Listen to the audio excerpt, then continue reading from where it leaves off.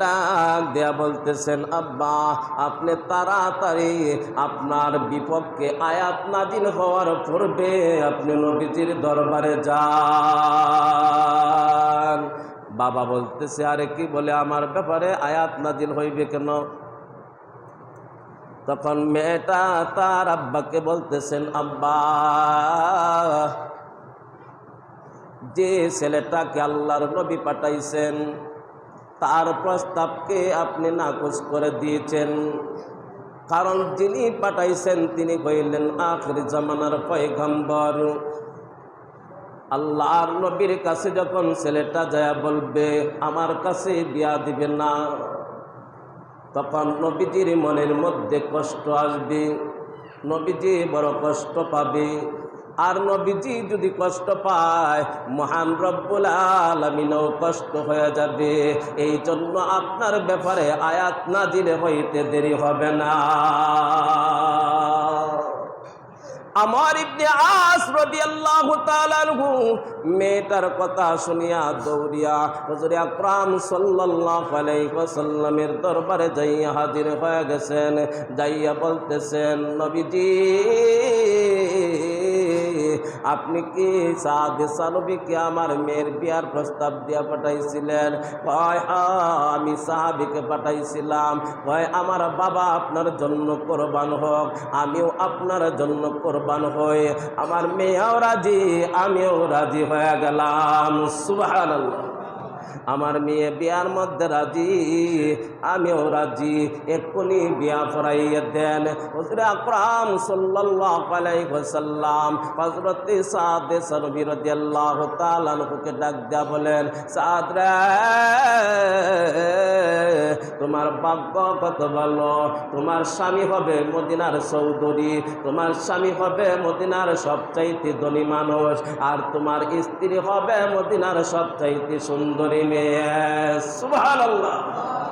তোমার ভাগ্য কত ভালো, আখির জামানার পয়গম্বর বিশ্ব নবী মুহাম্মদ রাসূলুল্লাহ সাল্লাল্লাহু আলাইহি ওয়াসাল্লাম সাদ সানবী রাদিয়াল্লাহু তাআলা আনহুকে ডাক দিয়া মজলিসের মধ্যে আনলেন। তোমার শ্বশুরও রাজি, তোমার স্ত্রীও রাজি, বিয়া পড়াইয়া দিবনি, তুমি রাজি আসনি?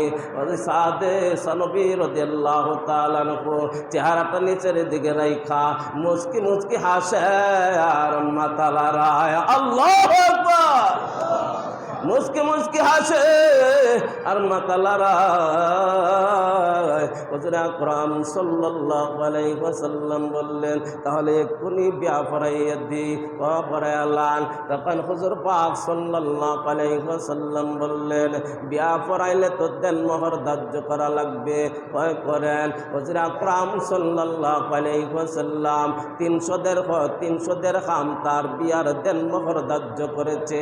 হুজুর সাল্লাল্লাহু আলাইহি ওয়াসাল্লাম সাদ সানবী রাদিয়াল্লাহু তাআলা আনহুকে বললেন, 300 দিরহাম ধার্য করলাম, টাকা আসেনি? সাদ সানবী রাদিয়াল্লাহু তাআলা আনহু বলেন, হুজুর আমি তো আপনার দরবারেই থাকি, আপনার দরবারে খানা মিললে আমি খানা খাই, টাকা থাকবো দূরের কথা, 300 দিরহাম থাকবে দূরের কথা, আমার পকেটের মধ্যে 1 টাকাও নাই। টাকা নাই, বেটা বিয়া করবো। অথচ মদিনার সবচাইতে ধনী মানুষ, মদিনার সবচাইতে সুন্দরী মেয়ে, যার উপাধি হচ্ছে হুরে মদিনা, টাকা নাই, বিয়া করবে। তখন হুজুর পাক সাল্লাল্লাহু আলাইহি ওয়াসাল্লাম বললেন, আচ্ছা ঠিক আছে, বাকিতে বিয়া পড়ায় দিই। আমরা তো বিয়া করি বাকি না, দেন মোহর নগদ দেন না বাকি দেন?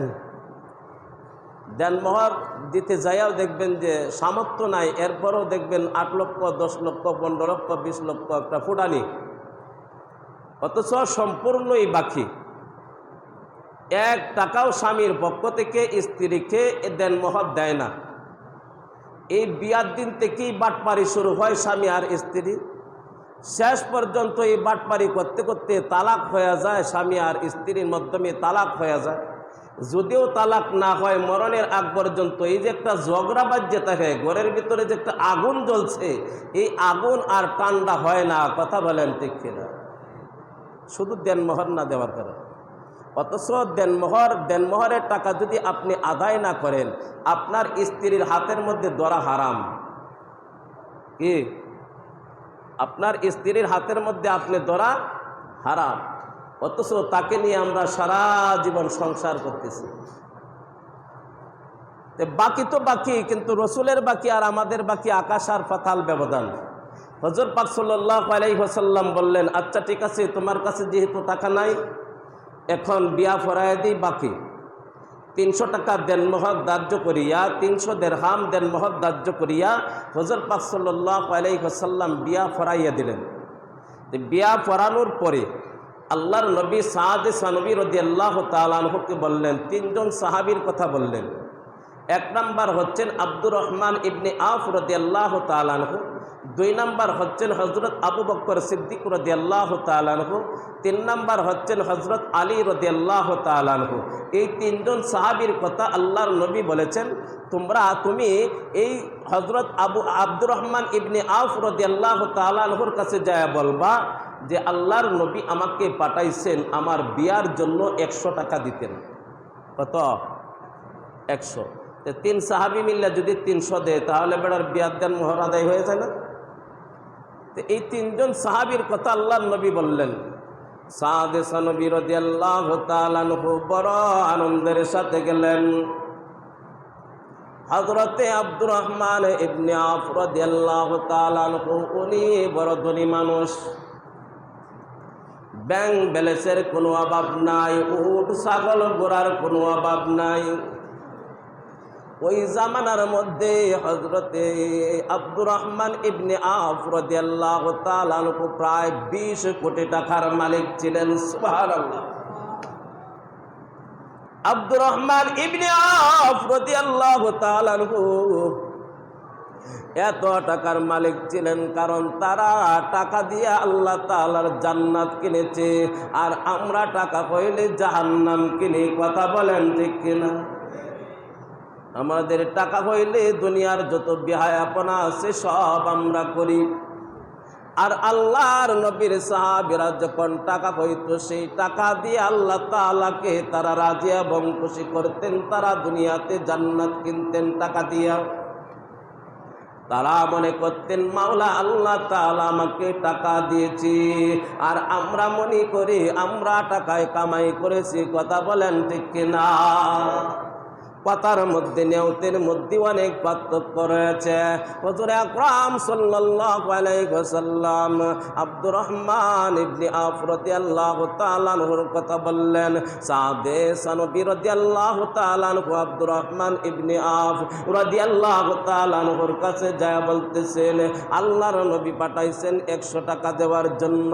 হযরতে আব্দুর রহমান ইবনে আওফ রাদিয়াল্লাহু তাআলা আনহু চিন্তা করলেন, আল্লাহর নবী বলেছেন 100 টাকা দেওয়ার জন্য, যদি 100 টাকা দিয়া দিই তাহলে নবীদের কথাটার মূল্য থাকে না, আরো কিছু বাড়াইয়া দিলাম। হযরতে সাদ রাদিয়াল্লাহু তাআলা আনহু আব্দুর রহমান ইবনে আওফ রাদিয়াল্লাহু তাআলা আনহুর কাছ থেকে টাকা নিয়া হযরতে আবু বকর সিদ্দিক রাদিয়াল্লাহু তাআলা আনহুর কাছে গেলেন। যাইয়া বললেন আল্লাহর নবী পাঠাইছেন 100 টাকা দেওয়ার জন্য। হযরতে আবু বকর সিদ্দিক রাদিয়াল্লাহু তাআলা আনহু চিন্তা করলেন, আল্লাহর নবী 100 টাকার কথা বলেছেন, 100 টাকায় যদি দেয়া দেয় তাহলে নবীজির কথাটার ওজন থাকে না। এই জন্য হযরতে আবু বকর সিদ্দিক রাদিয়াল্লাহু তাআলা আনহু 100 টাকা দিছেন, আরো কিছু বাড়াইয়া দিছেন। এখন শেষ পর্যন্ত পালা হইল হযরতে আলী রাদিয়াল্লাহু তাআলা আনহু।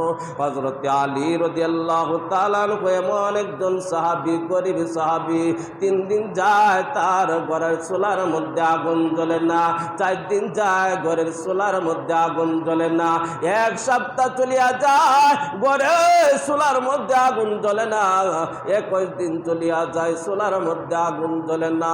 হাসাইন আর হুসাইন রাদিয়াল্লাহু তাআলা আনহু হযরতে ফাতেমা রাদিয়াল্লাহু তাআলা আনহার কাছে যায় কান্না করে, মা গো, কানার ব্যবস্থা কি এখনো হয় নাই গো মা? তখন ফাতেমা রাদিয়াল্লাহু তাআলা আনহা এই হাসাইন আর হুসাইনকে সান্ত্বনা দিতেন, সান্ত্বনা দিয়া তাদেরকে বোঝাইতেন। এমন একজন গরিব সাহাবী হযরতে আলী রাদিয়াল্লাহু তাআলা আনহু, তার কথাটাও আল্লাহর নবী বলেছেন, কিন্তু গরিব হইলে কি হবে, তার মন গরিব না। সুবহানাল্লাহ, তার মন বড় ভালো, তার মনটা গরিব না। হযরতে সাদে সানবী রাদিয়াল্লাহু তাআলা আনহু ওনার কাছেও গেলেন, হযরতে আলী রাদিয়াল্লাহু তাআলা আনহুর কাছে যা বললেন, আল্লাহর নবী পাঠাইছেন 100 টাকা দেওয়ার জন্য। হযরত আলী রাদিয়াল্লাহু তাআলা আনহু 100 টাকা দিলেন। চিন্তা করলেন 100 টাকা দিলে নবীজির কথাটার ওজন থাকে না, আরো কিছু বাড়াইয়া দিলেন। হযরত আলী রাদিয়াল্লাহু তাআলা আনহু বাড়াইয়া দিলেন। এই টাকা নিয়া